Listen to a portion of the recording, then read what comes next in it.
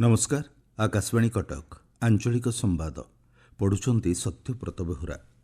राज्य सरकार पक्षर पालित होइथिबा ओडिया पक्ष ओडिया अस्मितार भावना को अधिक रुद्धिमंत करिबो बोली राज्यपाल डॉक्टर हरिबाबू कंभमपाटी कहिसंती।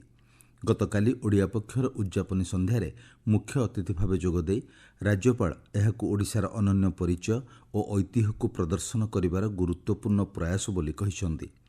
ओडिशा कृषि और वैषयिक विश्वविद्यालयर कृषि शिक्षा सदन ठारे आयोजित कार्यक्रम में आईन मंत्री पृथ्वीराज हरिचंदन, उच्चशिक्षा मंत्री सूर्यवंशी सूरज प्रमुख जोग देइथिले।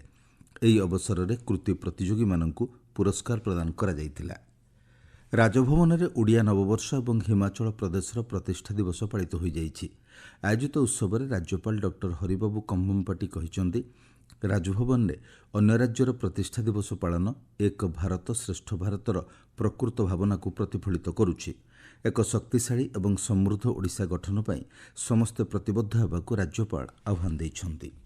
आईनगत वैध कारण नथाई जबत संपत्ति को तदंतकारी संस्था और निम्न अदालत निज हेफाजत में रखिपारे नाही बोली हाईकोर्ट कहिसंती।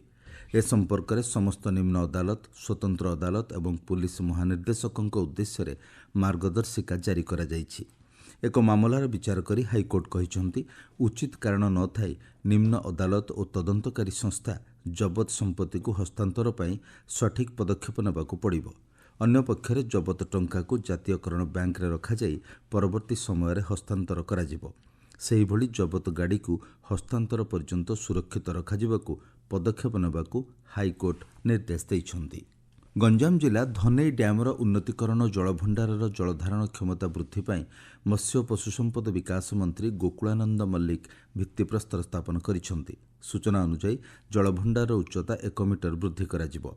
फଳରେ 372 हेक्टर अधिक चाष जमी को जलसेचन करा जाई पारिबो। ଏହି ଅବସରରେ ମନ୍ତ୍ରୀ ଶ୍ରୀ ମଲ୍ଲିକ କହିଛନ୍ତି, ଜଳଧାରଣ କ୍ଷମତା ବୃଦ୍ଧି ପାଇବା ପରେ ଜିଲ୍ଲାର ଭାବରଡ଼ା, ଚିରିକିପଡ଼ା ଶାସନ, ନିମିନା, ମାଳ ତେନ୍ତୁଳିଆ, ସାନ ବରଗା ଓ ମଧୁପଲ୍ଲୀ ଗ୍ରାମର ଚାଷୀମାନେ ଉପକୃତ ହୋଇପାରିବେ। ହନୁମାନ ଜୟନ୍ତୀ ଅବସରରେ କେନ୍ଦ୍ରମନ୍ତ୍ରୀ ଧର୍ମେନ୍ଦ୍ର ପ୍ରଧାନ ସମ୍ବଲପୁରର ବିଭିନ୍ନ ସ୍ଥାନରେ ଆୟୋଜିତ ଶୋଭାଯାତ୍ରାରେ ସାମିଲ ହୋଇଥିଲେ। ସେ ବ୍ରୁକ୍ ହିଲ୍ସ ହନୁମାନ ମନ୍ଦିରରେ ଦର୍ଶନ କରିବା ସହ ଆଳତୀ କରିଥିଲେ। राज्य और देशर विकास ପାଇଁ कामना करने सह केन्द्रमंत्री श्री प्रधान समाज में भाईचारा और समर्पण भावना आहुरी वृद्धि पाऊ बोली आशा व्यक्त करथिले। कंधमाल जिलार दुर्गम अंचल को खूब शीघ्र बस चलाचल व्यवस्था कराजिबो बोली विभागीय मंत्री और ओडिशा राज्य परिवहन निगमर परिचालना निर्देशक कहिसंती। आसंता 1 मास मध्य फुलबाणी ठारू बेलघर, केरुबाड़ी, हातीमुंडा, मंडास, झिरीपाणी और बिलमाल को 8टी शीतताप नियंत्रित सरकारी बस चलाचल करिबो। सेहीपरि विभिन्न आंतजिला मार्ग पई मध्य नुआ बस जोगाई दियाजिबो बोली जणा पड़िछि। चलित शिक्षावर्ष निमंते स्नातकोत्तर एवं 2 वर्षीय बीएड, एमएड, बीएचएड पाठ्यक्रम नामलेखा प्रक्रिया शीघ्र आरंभ करने निमंते सरकार निष्पत्ति नैछंती। सेहीपरि 2025-26 निमंते स्नातक श्रेणी पाठ्यक्रम नामलेखा प्रक्रिया को आरंभ करने पर उच्च शिक्षा विभाग पक्षरु निष्पत्ति ग्रहण करा जाइछि। स्नातक पाठ्यक्रम नामलेखा निमंते आवेदनकारी माने आसंता काली ठारू कॉमन एप्लिकेशन फॉर्म पूरण प्रक्रिया रे भाग नै परिबे। जातीय शिक्षानीति 2020 आधार रे यह करा जाउछि। छात्र छात्री माने साम्स वेबसाइट माध्यम रे ऑनलाइन ने आवेदन करि परिबे। भुवनेश्वर कलिंग स्टेडियम रे चलिथिबा 73तम सर्वभारतीय पुलिस हॉकी प्रतियोगितार महिला वर्ग में प्रथम सेमिफाइनल में सीआरपीएफ दल उत्तर प्रदेश को 1-0 गोल में परास्त कर फाइनल में प्रवेश करिछि।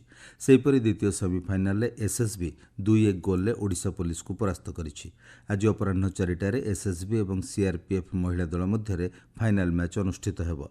सेहीपरि पुरुष वर्ग में अनुष्ठित सेमिफाइनल मैच रे पंजाब 7-5 गोल में आईटीबीपी को परास्त करथिबा बेले सीआरपीएफ 3-1 गोल में बीएसएफ को परास्त करिछि। आज संध्या 6टार पंजाब और सीआरपीएफ मध्य फाइनल मैच अनुष्ठित हेबो। आंतजिला महिला क्रिकेट टूर्नामेंट आसंता बुधवार ठारू कटक रे आरंभ हेबो। एथिरे राज्यर मोट 31 टीम अंशग्रहण करिवे। सेमानंकु नै 5टी दल गठन करा जाइछि। ग्रुप ए रो प्रथम मैच आसंता बुधवार दिन बरगड़ और कोरापुट मध्य अनुष्ठित हेबो। आंचलिक संवाद वर्तमान पाई एतिकी।